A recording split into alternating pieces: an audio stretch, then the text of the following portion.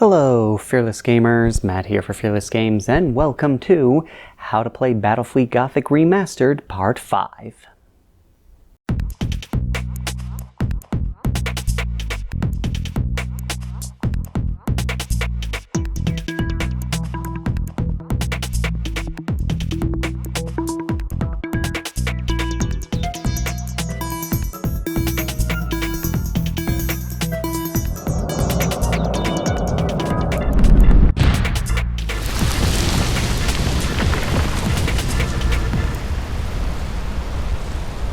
Before we start this video, if you haven't already, hit that subscribe button. That way you know when more of these videos come out. Hit that little bell icon so YouTube actually tells you when these videos come out. And give this video a like. That way it gets out there and circulates more. And I can also see what content you guys really want to see. This helps me out greatly with deciding what kind of video content to give to you guys. And like I said, it helps out the channel a lot. And we really appreciate it if you could do that. So, with that out of the way, let's continue with the video. So, we've gone over basic principles, moving, shooting, special orders, and the ordnance phase. Now we're on to the end phase, which, as the name suggests, is the final part of a player's turn.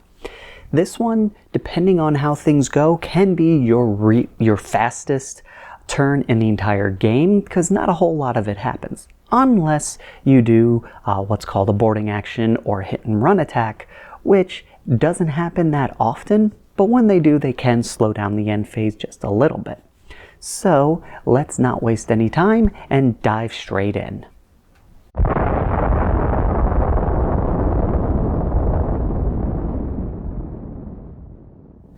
So the first thing you can do in the end phase is damage control. Over time, as the game plays out, your ships may suffer critical effects. Unable to turn, no shields, can't use its dorsal weapons, can't use its starboard weapons, and so on and so forth. And this is the time when you get a chance to try and repair them, because these big, massive ships have lots and lots of crew members, and many of them are devoted to doing ship repairs in the middle of combat. And just like in the ordnance phase, this is something both players get to do in each end phase. So you get to do yours, and the opponent gets to do it as well. And how you would do this is you would take your number of hit points the ship has, and that's how many d6s you get to roll. So if a ship currently has 4 hit points, you then take 4d6. If it only suffered 1 point of damage, so it's like 8 and 7, so 8 goes down to 7, it gets 7 dice because it has 7 hit points left. And you roll those d6s, and each instance of a 6 is 1 critical effect you're allowed to repair. Assuming that the critical effect can be repaired, which you will know by the damage, the critical damage chart. It actually tells you which ones can be repaired and which ones can't be. And keep in mind, each instance of a critical effect, you need to roll an additional 6. So, just for example, if your ship suffers 2 port weapon damage, you need to roll 2 6s to repair the port weapons. So each instance of the critical effect, you need to fix it. And also keep a note, if your ship is in contact with blast markers at the time it's attempting to repair, then it takes only half the remaining hit points left. So if the ship has 4 and it's got a blast marker touching it, it only gets to roll 2d6 because of the blast marker. And if you have no ships with any critical effects on them, you can skip this part of the end phase.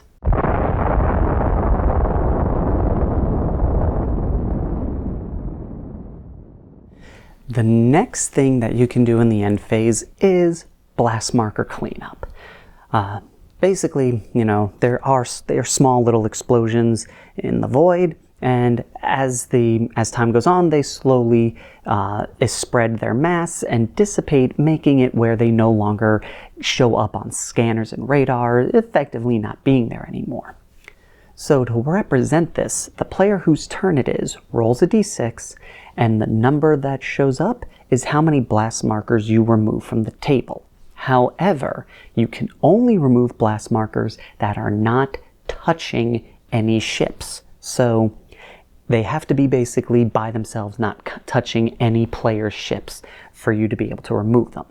This is a key critical bit of tactical strategy going on here, because you want to remove blast markers that are going to hinder you in your next phase and try to keep the ones that are going to benefit you in your opponent's phase, such as maybe forcing torpedoes or ordnance to roll a d6 to see if they blow up, or to just simply slow down enemy ships because they're in their path. So when you're clearing out your blast markers, try to do it a little bit strategically.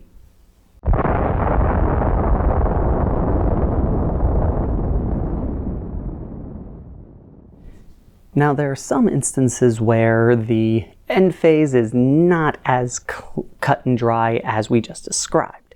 This would be because you decided that you're going to do a boarding action.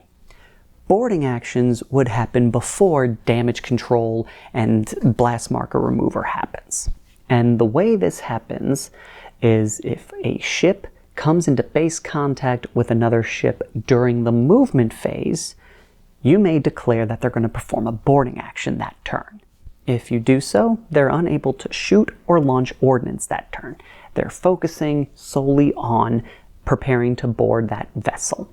So once you've gotten to the end phase, that is when the boarding action begins. You do this before damage control and blast marker removal.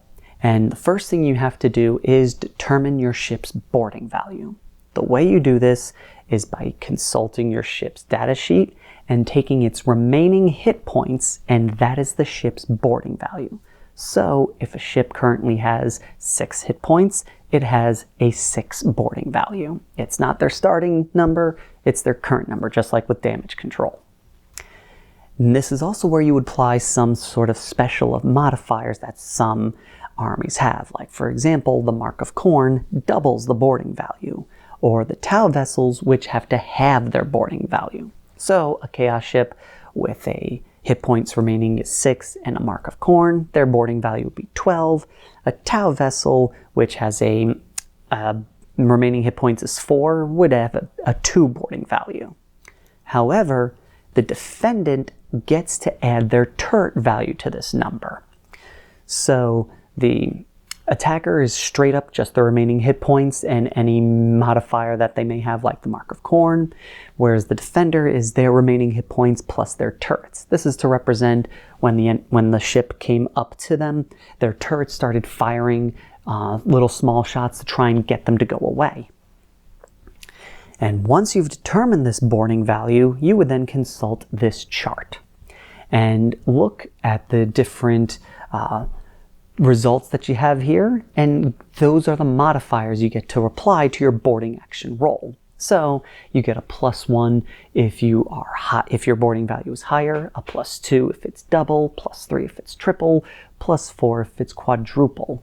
And in those instances, you only get the highest value. So if you're double your opponent's boarding value, it's not a +3, 1 for being higher, 1 for being double, it's a +2. There are also some modifiers for race, like there's a race modifier if you're Orcs or Chaos. There's a modifier if you are Space Marine. This also counts for Space Marine crews. So if you have, like, for example, Chaos has the ability to add Chaos Space Marines to their crew, then they would count as Space Marines. If the ship is crippled, that's another modifier, and if the ship's under special order, that's another modifier. So once you've determined what your modifiers are, you then roll a d6, and you apply your modifiers to that result. Whoever dice roll ends up being higher is the winner. The loser must take the difference in their scores and apply that as damage to their ship. So if you lost by 2, you end up suffering 2 points of damage. Now, there is a possibility that in this combat, the boarders manage to hit some critical system and cause massive damage, really hindering the vessel. Or there's a chance that the defenders push back the borders and end up causing some massive damage to the other ship, making them pay for their boarding action. So what you would then do after you determine the winner and how much they won by, you would then consult this chart. You would see what the result was, and then you'd go over and see what your critical roll is. And you see here it's got a win/lose. That is because even though you win, there's a chance the opponent could cause a critical damage as well. You would then check the result, roll a d6, and then if you manage to hit or beat the number that the chart says you need, you score a critical hit. So there might be instances where you could win a boarding action, but you don't cause a critical damage, and the defender ends up critically hitting your vessel. So it's not a clear cut and dry result here. There's risk and reward for doing boarding actions. Once the boarding action is resolved, next turn, the ships get to move on their way as if nothing happened. Now, in instances of a draw, this could be really bad.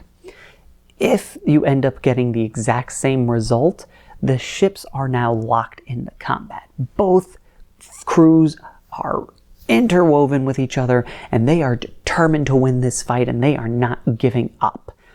This means that both ships are committed to performing boarding actions each subsequent turn until one of them is destroyed.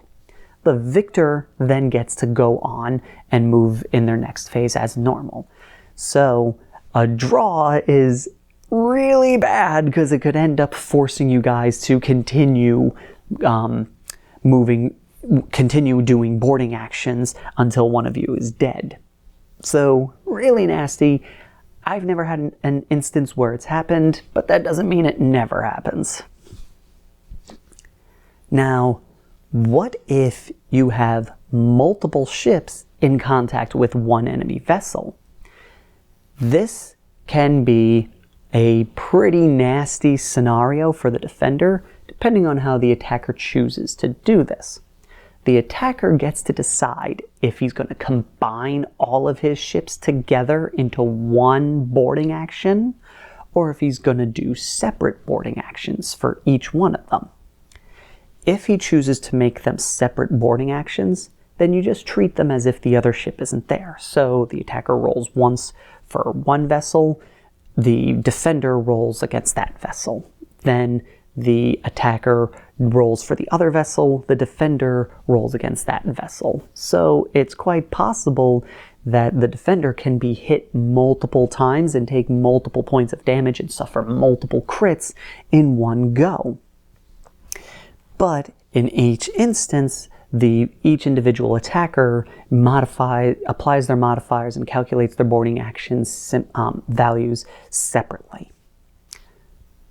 The other thing an attacker can do is he can decide to combine the two ships, or three depending on how many vessels that are in base contact, and do one single boarding action. So it would be one dice roll done between the two vessels, because even though there's multiple ships, it's all done with one. So the attacker would take both ships, combine their two hit point values together to create its boarding value. However, race modifiers like Space Marine Crew and Chaos aren't cumulative. So if you have one Chaos vessel that doesn't have any upgrades to it, and another Chaos vessel that has a Space Marine Crew on it, it's not a +3, one for being Chaos, 2 for having Space Marines, it's a +2 for the Space Marines. Effectively, take the race modifiers and treat them as the boarding value modifiers. You take the highest one. You don't take into account the lowest one and add them together. That example is not accounting for, Marks of Corn or Crippled and all that other jazz. That all gets added in as well. So here's an example of a boarding action going on. We've got a Chaos vessel and an Imperial vessel.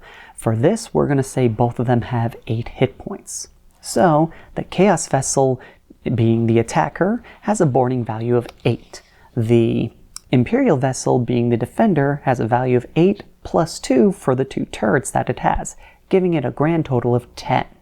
We then consult the boarding modifiers. The Chaos Vessel gets a +1 to its roll because it is a Chaos Vessel, where the Imperial Cruiser gets a +1 for having a higher boarding value. Both ships roll d6s, and the Chaos Cruiser gets a 4, while the Imperial Cruiser gets a 5. Adding their modifiers, this has the Chaos Cruiser with a 5 and the Imperial Cruiser with a 6. The Imperial Cruiser wins by 1, so the Chaos Vessel now suffers 1 point of damage, and they consult the chart. Looking at the chart here, we see that a difference in score of 1 equals a stalemate. That means both the Chaos and the Imperial Cruiser now score a critical hit on a 5 or better. Both ships roll their d6s, and whoever rolls a 5 or better scores a critical hit on their opponent. After the critical hits are resolved, if any, both ships are now free to move in their subsequent turns.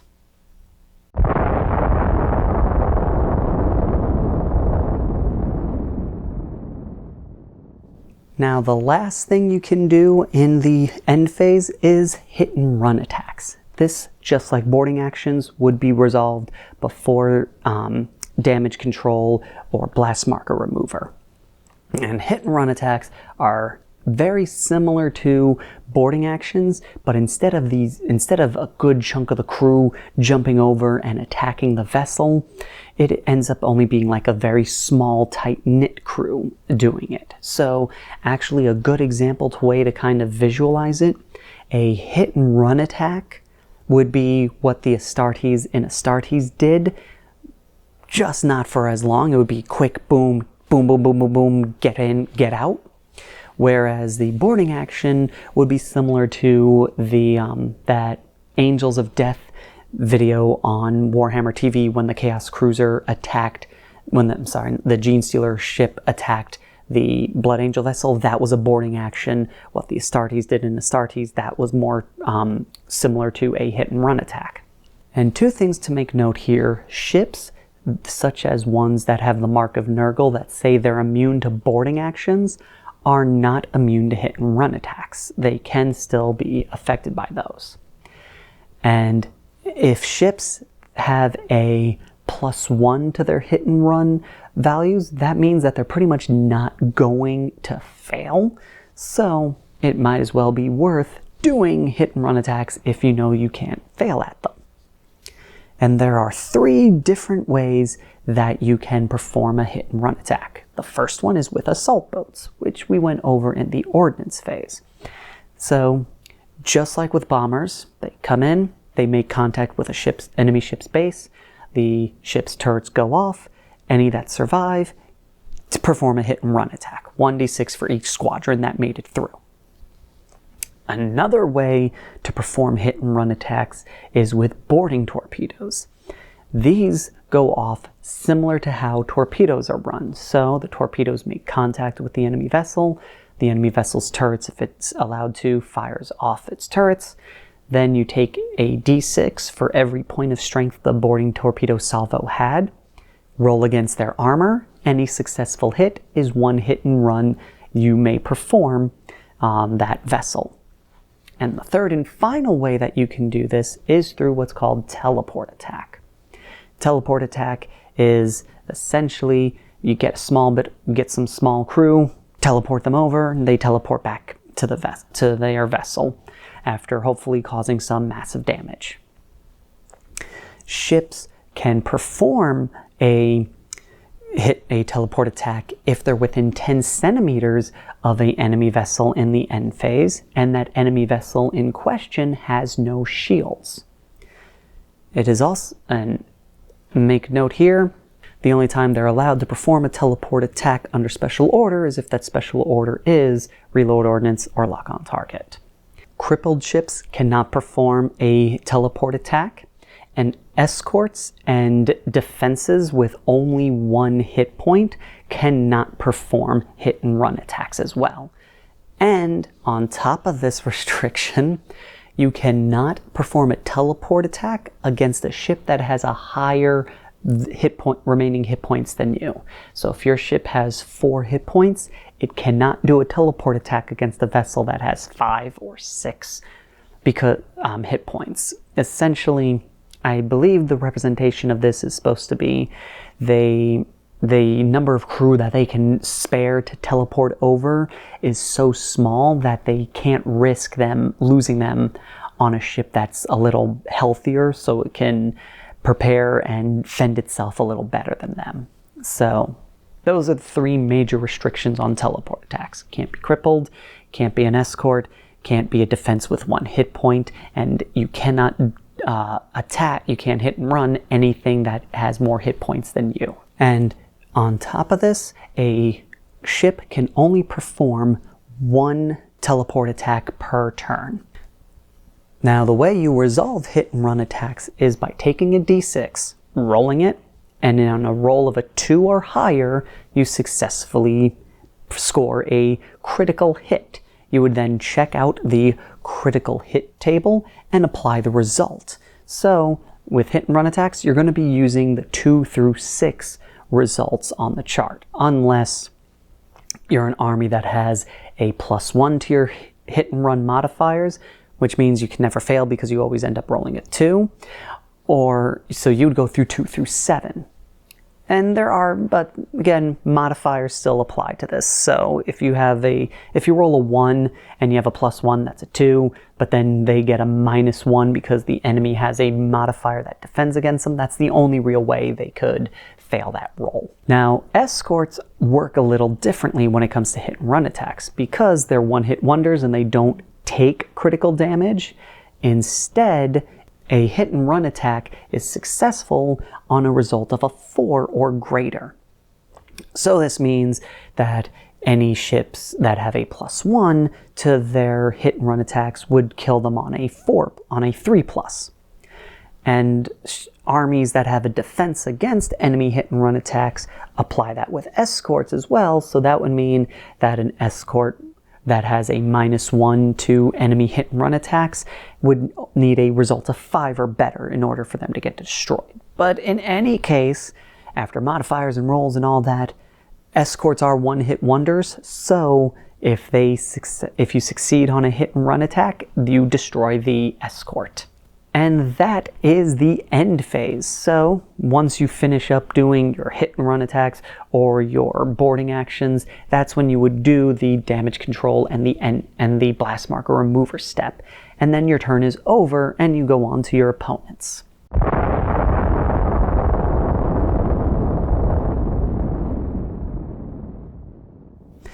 And so that is all of the phases in Battlefleet Gothic Remastered.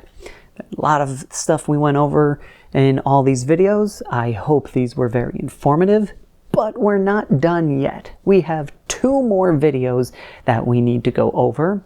The next one is going to be going over squadrons and how they work in the game, and then we're going to do one on terrain and how all the different terrain applies to the game. Then we'll do one final video where I do a demonstration of all these rules applied to a single round of Battlefleet Gothic, so you can see it all in practice. If you have any questions, feel free to leave a comment. That way I can see them all, I'll try and answer them, and then I'll take all the questions that I get and compile up an FAQ video. If there's any corrections that need to be done, feel free to call it out and go, hey, you messed up this rule or something. I'll go over it again, and in the same FAQ video, I'll address those mistakes. So, thank you all for watching, and until next time, fearless gamers, take care.